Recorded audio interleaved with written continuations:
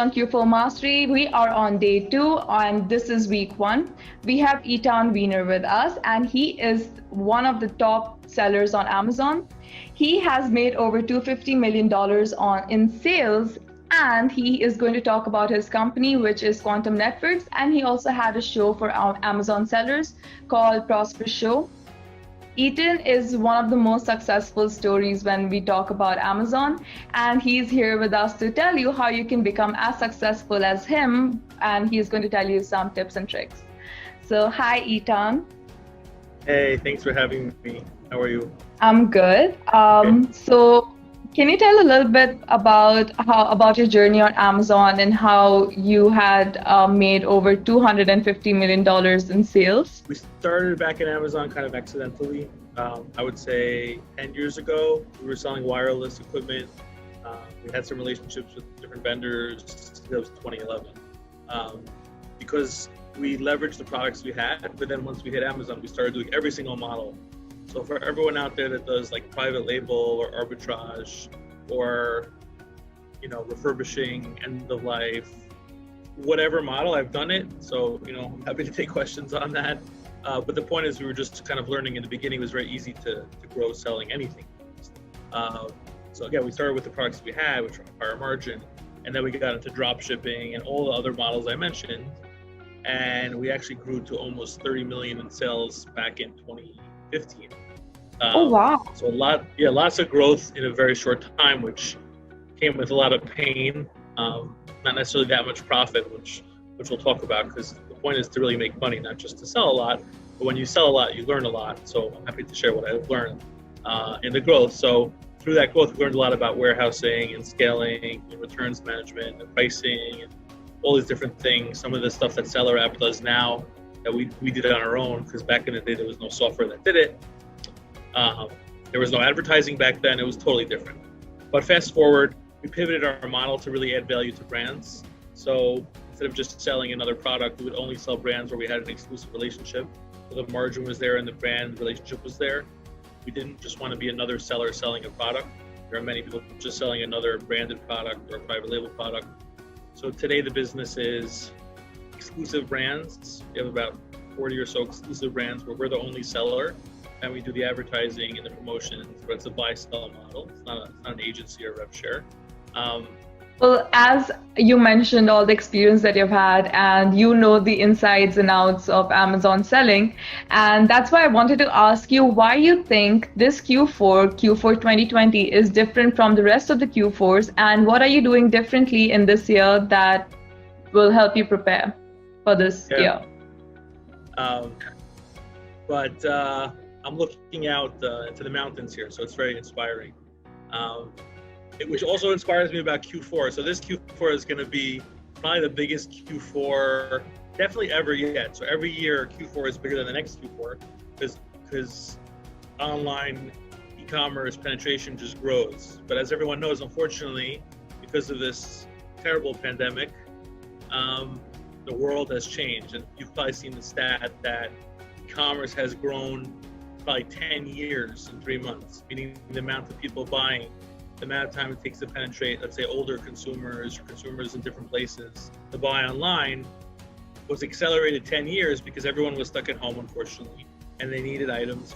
Older people or immunocompromised people couldn't leave their houses, so they had to buy on Amazon. So, like my mom used to buy on Amazon, now she buys everything on Amazon, so she doesn't want to go out. So aside from the safety, it's just convenient. So because of that, when the pandemic happened, some sellers kind of really got hurt because of the supply chain, and many stuck it out. But us, for example, our sales almost doubled because we were able to fulfill with Seller Fulfill Prime and other methods to avoid Amazon fulfillment. But the point is that everything is leading to growth in Q4. So there's a couple of backlogs. One is everyone who wanted to sell products in the spring couldn't get the products from China, because when the virus hit China, January, February, you couldn't get products till now. And if you're a really good seller and you're strategic and you have a multi-channel business, you're stocking for Q4. It's your biggest season, so you're stocking for Q4 in like June or July. So hopefully you're going to get that product now, August. But you also have all the extra product that you had from Q1. So So that's a challenge. Yeah. You may have too much inventory or too little inventory.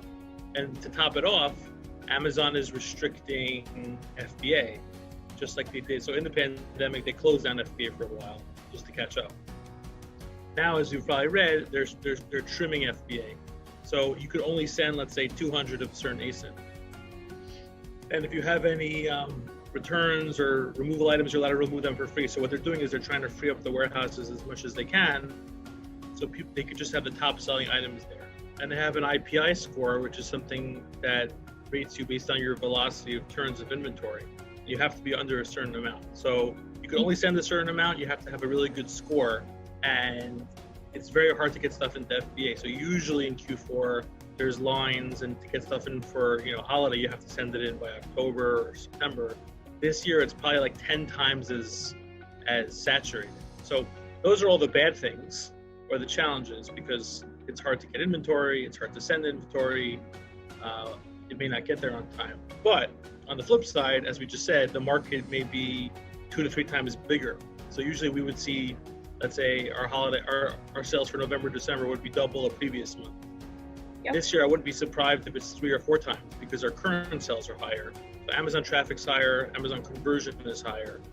So as long as you can get the products to FBA, and you have a good product, obviously, which is a given, I think the sales will be, tremendous. And we'll talk about it, but there's certain things you could do to streamline that. Addition, but not least, they never had a Prime Day in July because there was just too much going on.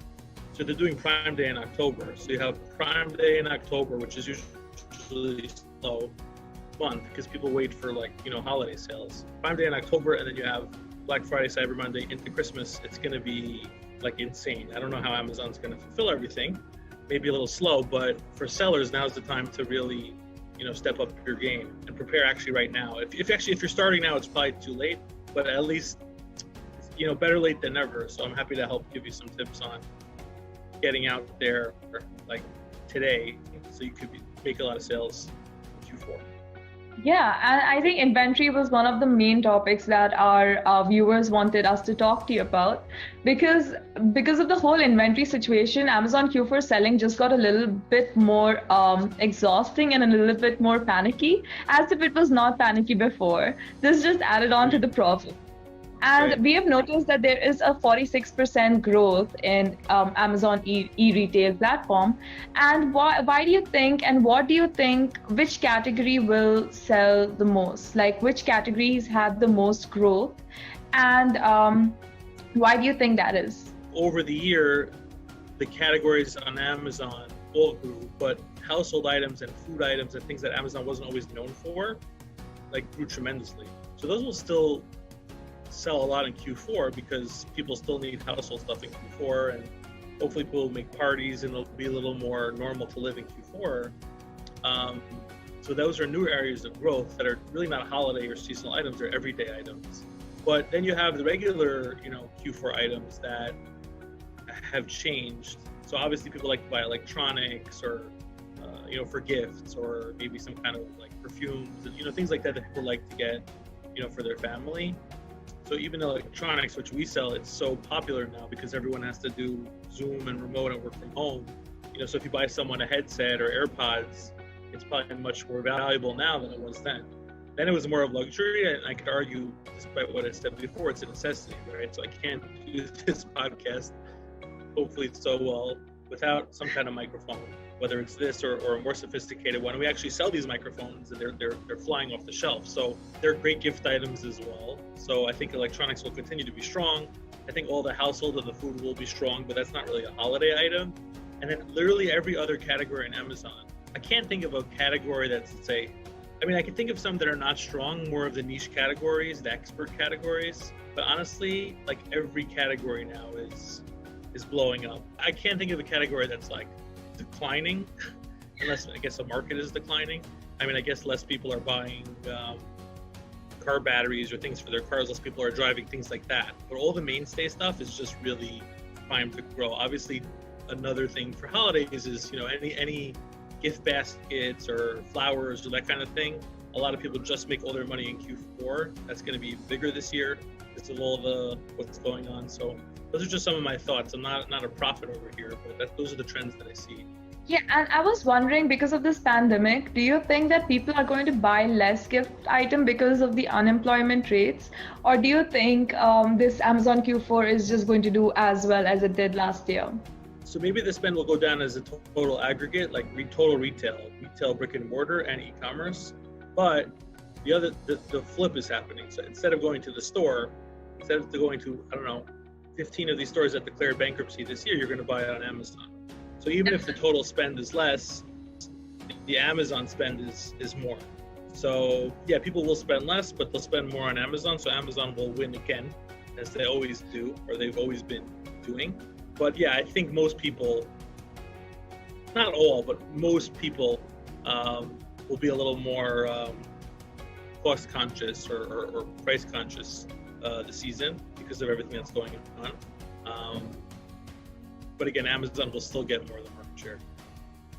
I think it's one of the things that the sellers have to keep in mind to make sure that your margins are as low as possible. I mean, you will still make a profit, but you need to understand if your margins are low, your cost is low, and that means people will be buying more of your product.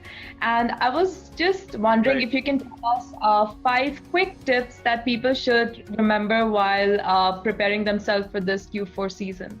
Amazon fulfillment is like super important. So whatever you could do to get your products into FBA, whether you have to send 10 at a time, whether you have to watch the IPI score, just get your products into FBA, send them sooner than later, unless you could do Seller Fulfill Prime, which is also very hard. They just announced some new rules where it's going to be very hard to do that based on Saturday delivery requirements, which is kind of another topic. But get everything into FBA as soon as you can, assuming you have the right products for it. At the same time, and this is 1B, to sell MFN and SFP, which is not to FBA, where you ship it on your own to the client, whether you use Seller Fulfill Prime or M, which is hard to get into these days, and again, getting more strict. Even though FBA is important, everybody here should have a backup. So if your FBA inventory is out, you should be able to fill from your own warehouse very quickly, and you can always have it as a backup, so you can do both. This way you don't lose sales. It's a little more tedious, maybe the client won't buy as rapidly, but it's better than having an offer than not having an offer. So you're able to supplement a lot of the sales. It's a very significant amount, even though that's kind of the old school way of doing things. Because FBA is so erratic, you really you must have another method, whether it's MFN, selling on your own, or obviously other channels like Walmart or eBay, which we discussed. So that's just basically getting inventory readily available, FBA, MFN, SFP, other channels starting now. Okay, that's number 1. Number 2 is listing quality. So everyone's very into Amazon advertising, right? SellerApp does a really good job with advertising, organization, maintenance, optimization, and we've used it for several different things in reporting, and it's really good. Advertising is great, and advertising is probably a whole topic in itself. To understand advertising, it's changing every day. There's software you can use. You can do it manually. It's kind of a whole deep topic. It's something that didn't exist, as I mentioned, when I started Amazon, and now it's a $25 billion industry and growing. You need to pay money, especially if you're private label, to promote your products strategically and to know what to spend and how. And that's a whole discussion that, you check out SellerApp or any tool for it. But you really have to be on top of that, because unfortunately today, without advertising, you're not going to sell so well, or at all, which is kind of unfortunate. You actually have to pay Amazon to sell, which is kind of like the old Google model, but that's how it is. It hurts your margins, but if you do it right, there's some amazing things you can do with advertising, and every day it changes. So number 2 is really getting good at advertising, understanding it. Make sure you're not wasting money, or if you're spending money to launch your product, understand the ROI, return on investment for that. Number 3, which should really come before number 2, I was reading an article about it today, is just page content, right? So how well are your pages displayed?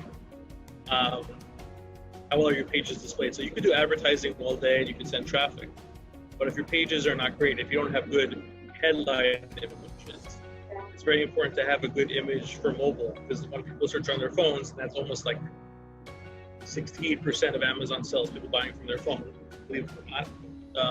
Whether they look at it initially on their phone or they transact on their phone.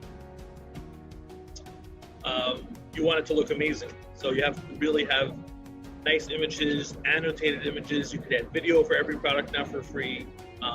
Enhanced brand content, which also is mostly free for most of the programs, as much as you can to beautify it, because that's your chance of showing the product. That's the chance of showing your product at, to the best of your ability, and that's really important. So again, you could send traffic, but if the page doesn't look amazing, no one's going to buy the product. There's so much competition. Do your best shot at displaying it in a great way. I know you guys help with that as well. Understanding the keywords, understanding the bullets, understanding the content. So that's number 3. So we have FBA logistics, we have advertising, we have page optimization. Okay, 2 more Q4 tips. Focus on the big days. So this is interesting. So Prime Day is obviously huge. Black Friday, Thanksgiving, Cyber Monday. When I say focus, I don't just mean like know that you're going to have a lot of sales. I mean prepare. So last year I was looking at our ad budget, and this is not something I do. I have someone who runs, a few people who run ads, and it's just like a great opportunity that you really can't squander. That's number 4. Number 5, I guess, would be metrics. So you could do all this and work really hard, but as everyone knows, Amazon is quite strict with metrics, despite the growth, and maybe they'll give you a little leeway, but if you ship late, if you don't send things properly to FBA, if you have too much bad feedback, if you have IP complaints coming up, they will suspend you. They will freeze your account. It happens to $1,000 accounts and $100 million accounts. I've seen it all the time. People call me with these concerns, and not rocket science per se, but you really have to be on top of account health and managing it, because without that, you're nothing. You have to always make sure every day that you have a clean bill of health, and it's very hard to do, and it gets harder and it changes. But if you don't keep on top of that, and yes, sometimes it's not fair. Amazon says that you're guilty until proven innocent, but if you don't keep on top of that, you don't even have a chance, because you could be rocking it, and then all of a sudden you get an IP complaint, then you have 3, and they suspend you in the middle of holiday season. I've seen it. It's really terrible. So that's probably the most important, actually, even though it doesn't seem so. But I think I hit on many of the key elements. Yeah, thank you so much for your 5 tips. And for those who are watching right now, we have a session on how you can get feedback on your holidays, and the session will happen in later weeks. And if you have more suggestions for sessions, leave a comment down below and we will make videos for you. Back to you, Eytan.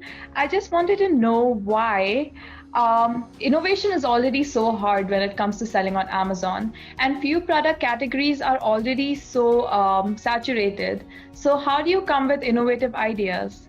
Yeah, I mentioned it earlier. There's lots of private label sellers that do a good job of just coming up with new products, and they're disrupting even large companies. There's people who sell all different types of categories. I know a bunch, and they come up with a product, they make it in China and somewhere overseas. They have industry knowledge, Amazon knowledge. It has good reviews, and people are just buying these Amazon native brands. I just bought a water cooler. That's actually amazing. It wasn't so expensive. It's just an Amazon brand. They have no retail presence. They have no web presence. They just built a really great product, got really good reviews, and people buy it there.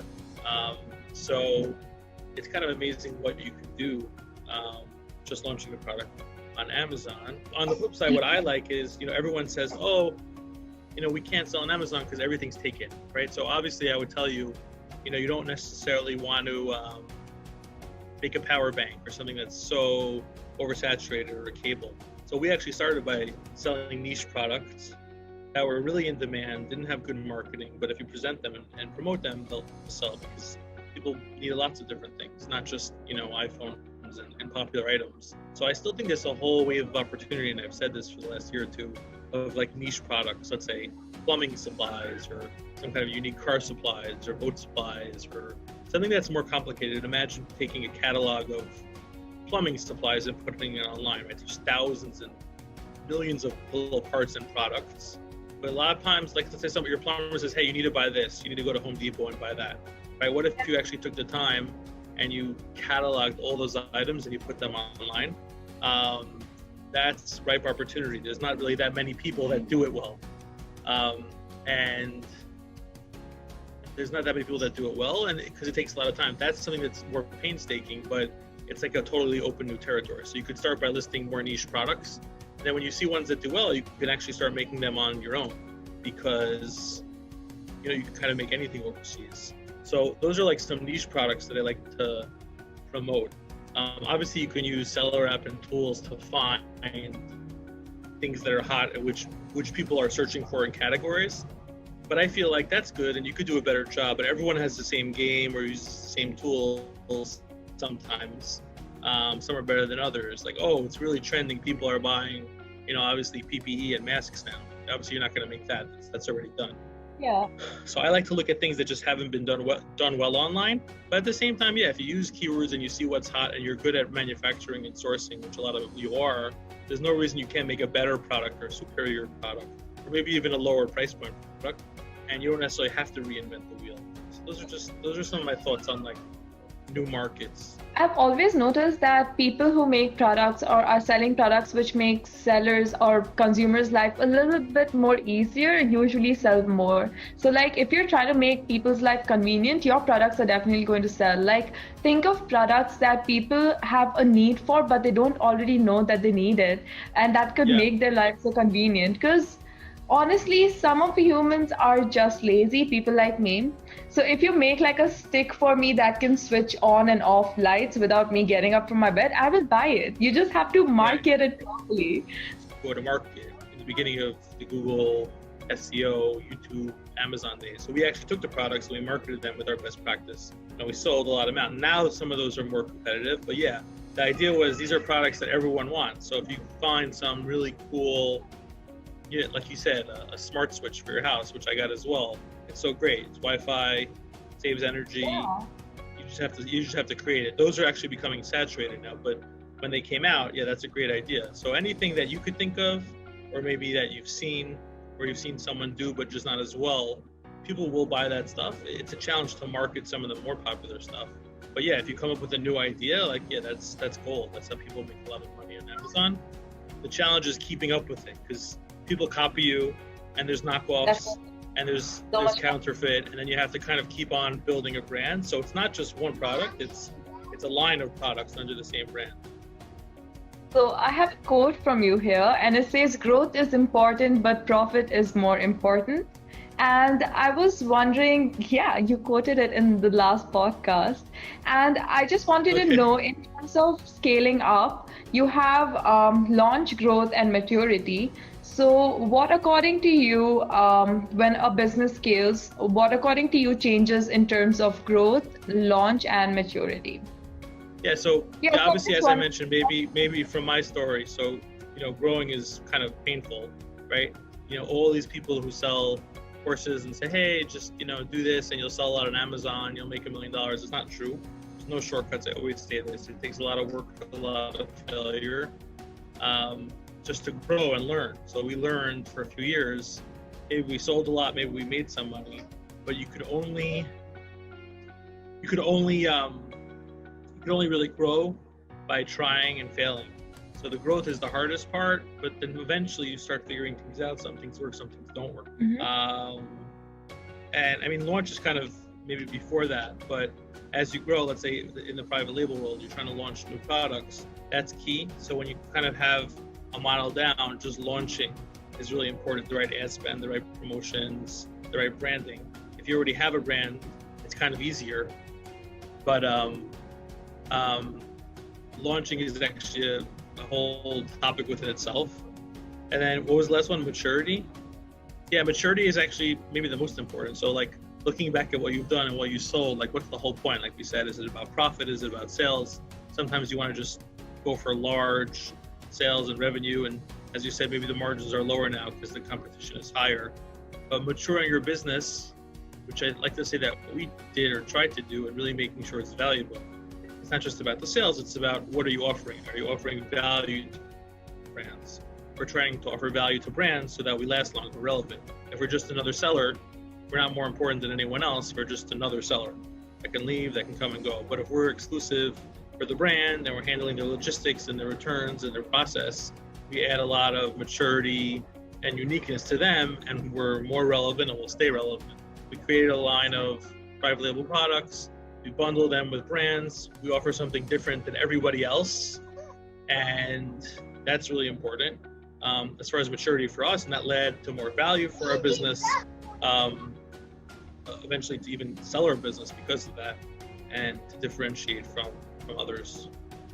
Yeah, and let's just talk about your company now. So you had a great company in 2019, and so what happened to it, and what is your future like what is your next phase of growth in terms of private equity fund that you're associated with? Yeah, so after like maturing the business to what I mentioned, to the models that we're in now, we added a lot of value where it was kind of a unique business, and there's a lot of consolidation in the Amazon market now where there's a lot of consultancies and agencies telling you they're going to help you with your brands, and a lot of them are good, a lot of them are not. We've been doing it for like almost 12 years. So I think we're one of the best at it in specific models. So there was interest for maybe a potential acquisition. I've been doing it for a long time, as I mentioned, and I was a little kind of tired of the day-to-day.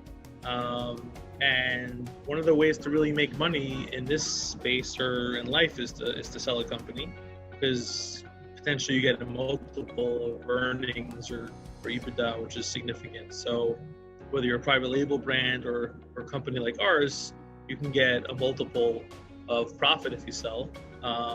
Potentially, again, it's hard to do and spend a lot of time on it. So we wound up working with an investment bank and not a broker. Usually some of the brokers are a little more downstream, so to speak. There's lower multiples, let's say selling brand businesses for 2 or 3 times that profit. We had a pretty diverse business, but it was inventory heavy, so it's somewhat of a challenge to some. Many acquirers look for agencies and rev share models that are more profitable.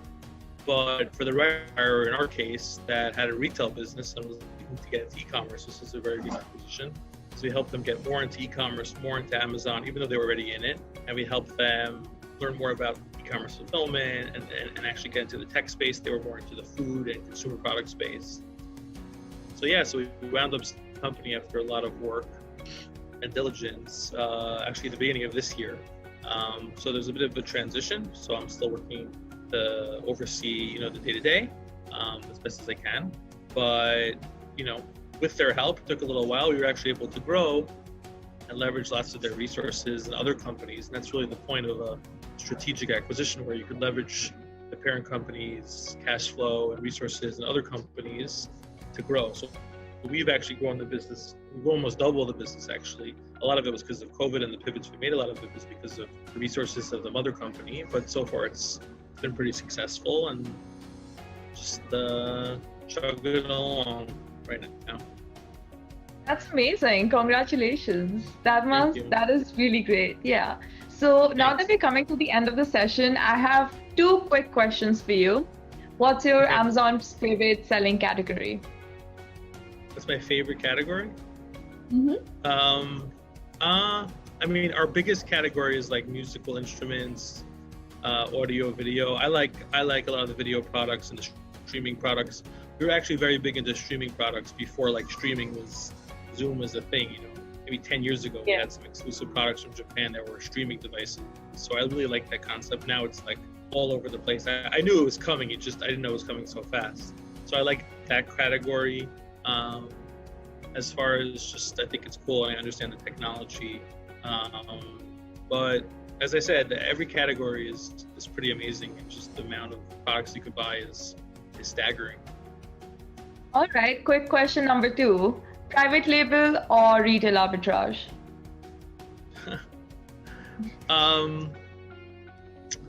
So private label is great, but it's getting harder. Every more sophisticated seller I meet used to just be into retail, whether it's arbitrage or dropship or exclusive. And they kind of say we can't make any money in it. There's too much competition. There's too many brand complaints. It's too much of a jungle.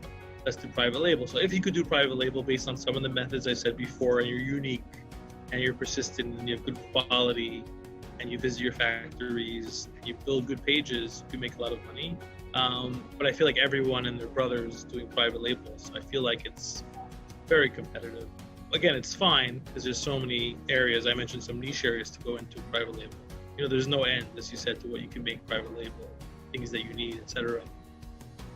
Retail arbitrage, I'm not such a fan of. It's kind of based in the fact that the word arbitrage is kind of going around the system. So sometimes it may or may not matter legally, or a brand may not care. But often, if the brand gets serious about it, and you're selling a product that you buy in the store, you buy online, you sell on Amazon, you can make money for a while, but it's more of a short-term game. We used to do some of that way back in the day. You'll make some money, but then you may get your listing suspended, or you could even get sued by some of the brands if you don't do it properly. So it depends on the product. Some of these smaller brands or niche brands don't care, don't even know. But if it's a more brand name, like an Apple or Netgear or a popular product, even though technically you can argue that you're allowed to sell anything and there's laws that say that, it's very risky.